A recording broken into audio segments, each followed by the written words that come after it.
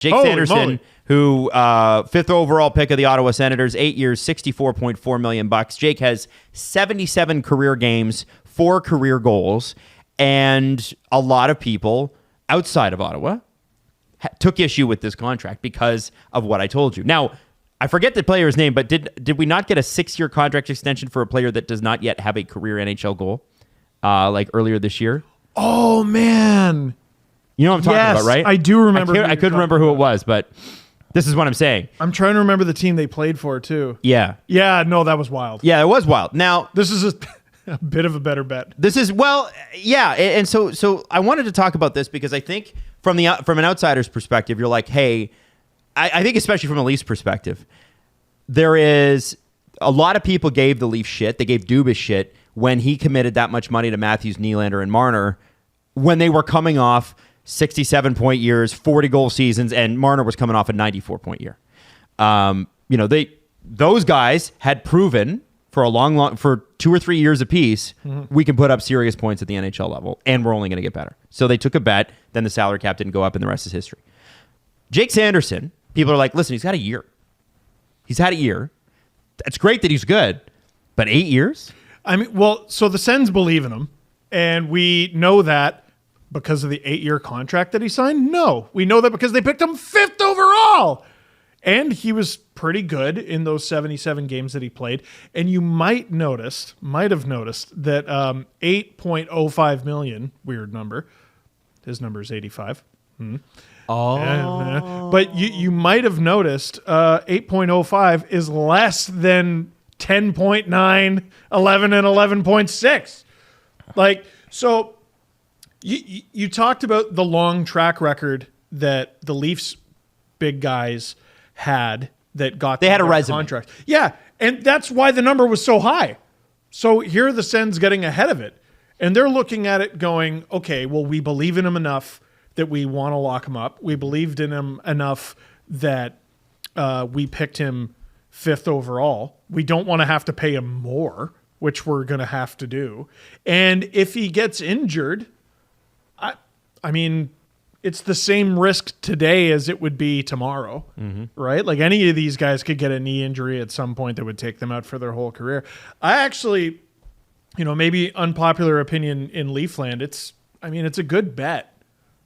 Well, and I think too, you got to remember that for whatever reason, Ottawa does struggle to get players that have never played there to play there. Any player that started there, there's a tax. Yeah, any player that starts there though loves it.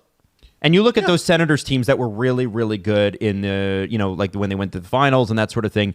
All of those guys who were drafted, Alfie Spezza, Wade Redden, Zdeno Chara was drafted in the island, but, he was spent significant time there. Chris Phillips, and you can keep naming names on the, the Senators greats. They all loved playing there. The fan support when Eugene didn't, Eugene alienated a lot of people in the last decade. But before that, when the Sens were hot, the fans were right there, and it seems like they're right back to being excited and fired up again. Erik Karlsson never wanted to leave. I think he would have stayed, A, if they were willing to pay, and B, if they didn't completely stink. Yeah. I don't think he had a problem.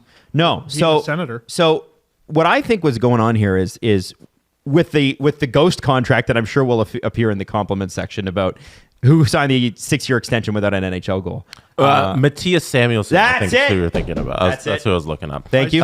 Kevin Adams with the Buffalo Sabres signed Samuelsson. Sabres, okay. He's got 2 career goals as of right now, signed the 7-year, $30 million deal back in October of 2022. Sabres fans were thrilled. Is that who you're thinking of? Yeah. That's exactly what I'm thinking. Wow. I remember being like, that's weird. That's suspicious. But I think with Sanderson, too, I had to look at the cap percentages because I think we need to start to look at what the percentage of the cap is rather than what the actual number is. That's what matters. It's like a high 9%, so closer to like 10% this year, but it doesn't kick in this year. It kicks in next year when we expect the cap to, let's just say, give or take $87.5 million, which means it'll be 9.2% of the cap. If it goes up another $3 million the year after, it's at 8.8%, and that's only year 2. So it will go down. It could go as low as 8 or 7.8 9% in 2 or 3 years. I was listening to the Chris Johnston show talk about it. Like by the end of this contract, the cap's going to be probably well over $100 million. Yeah. And so at that point, you're like, if this guy is a top 4 defenseman at that point, you would expect to allocate 6 to 7% for a salary like that. He'll If be he's a top 2 guy, Yeah. you're getting a huge steal. You have a 1-2 on the left side of him and Shabbat, like forever, basically. Yeah. That's pretty good. Because, Bacho's on a long-term deal, right? He sure is. And he's locked up to $50,000 less. Yeah, I thought it was interesting that That's crazy. that he took the $50,000 just to be the highest paid defenseman. So I tweeted someone about this yesterday because they were talking about like, yeah, okay, now that this has happened to someone on my team, it is icky. Yeah, Like with the jersey number thing. So it's $50,000 per season for 8 years. So I'm not great at math, but that's $400,000 over 8 years. I want to know after tax, escrow, and his agents, how much money is that? How much take-home money is that? Adam, what's the percentage they lose each year to all the fees? And everything? Fees and agency, whatever, they take 30% of their total salary with escrow, agent fees, and local taxes. And that's across the board, by the way. That's wherever you play, that is going to be the case. So it's less than $300,000 spread over. It's like what, 280 over 8 years? 30% of 600. Is that what you're asking? Yeah. It's about $200,000 that they 120. 30% of 400,000 is 120. Oh, Right. 400. I thought it was 600. No. So I'm saying what's left is 280. Yeah, it's not. Oh yeah, so 400 minus Yeah, it's 120. Yeah. I don't know. Like, I don't. That's one of the things where, like, yeah, no, I think it's a good contract and it's a good bet. But I look at it and I'm like, yeah, you needed that. What about $8,085,000? Why you get so upset? I'm just saying. Like, Why are you so mad? I don't know. I mean, what is interesting to me, Jesse, you had their cap friendly page, right? How much cap space do the Sens have? Currently, they are sitting at less than $1 million, $895,000. That's not something we have seen often in recent memory.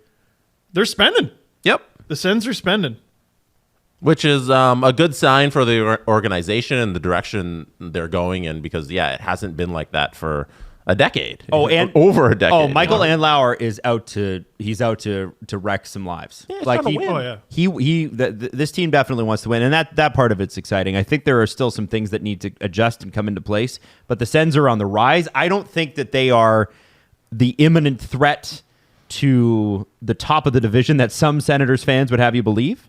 But if they're not in the wild card hunt this year, I'd be blown away. I'd be shocked. Something bad has to have happened. Well, so I was actually thinking about this yesterday. Basically, every team in the Atlantic, I think there's reason to believe they'll take a step, with the exception of the Boston Bruins, who could probably still make the playoffs if they won 20 fewer games. Wow.